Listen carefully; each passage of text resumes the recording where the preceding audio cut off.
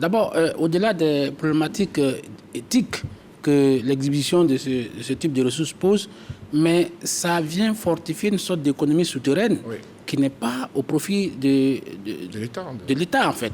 Parce que vous voyez, le taux de bancarisation, le docteur en parlait tout à l'heure, nous sommes autour de 15%, en tout cas moins de 20% aujourd'hui.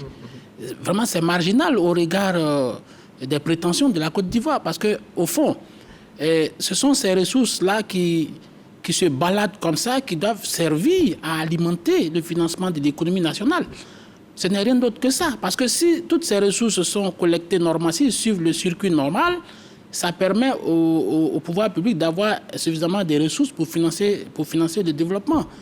Alors, si ces ressources souterraines-là, qui viennent alimenter des économies souterraines, prospèrent, ça veut dire que le pays n'a plus la capacité d'avoir des ressources suffisantes pour financer son développement.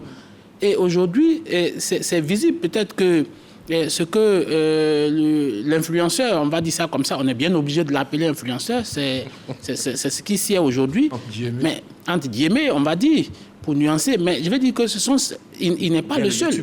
Il n'est pas le seul parce que, voyez-vous, tous ceux qui exhibent de l'argent, parce que depuis leur arrestation, on voit que de façon chronique, ce sont des scènes qui apparaissent, des scènes où les gens viennent exhiber de l'argent et c'est des ressources importantes. Et donc, je pense que l'État, aujourd'hui, s'est donné les moyens de venir à bout, mais il faut corser parce qu'il y a beaucoup d'outils, toute la législation, toute la juridiction, il y a beaucoup de règles aujourd'hui qui ont été établies pour pouvoir mettre fin à cela. L'État s'est doté de beaucoup d'institutions pour le faire. Et ces institutions doivent avoir suffisamment de moyens pour pouvoir exercer parce que c'est une lutte de longue haleine et une lutte difficile, le blanchiment d'argent et le financement du terrorisme.